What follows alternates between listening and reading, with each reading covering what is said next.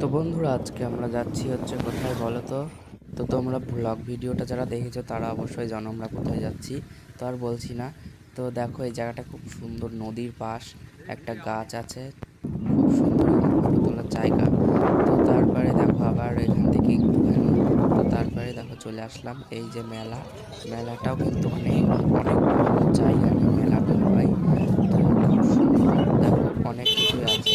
আর যারা যারা আমার ওই ব্লগ ভিডিওটা এখনো দেখোনি, তা আমি নিচে লিংক দিয়ে দিলাম, তোমরা যে একটু দেখে এসে ব্লগ ভিডিওটা পুরোটা দেখতে পাবে মন্দিরটা। আর এই দেখো, এই মন্দিরটা কিন্তু খুব জাগ্রত। যারা নদিয়া জেলার মধ্যে থাকো তারা তো অবশ্যই জানো যে এই মন্দিরটা কতটা জাগ্রত। তো তারপরে ঠাকুরমশাই এসে বলছিল গাড়িটা পুজো দেবে নাকি, তারপরে বললো হ্যাঁ পুজো তো দিতে হবে।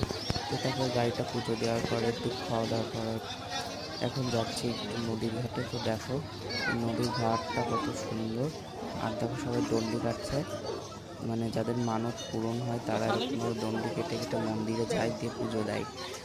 তো এই মন্দিরটা কিন্তু খুব জাগ্রত, খুব।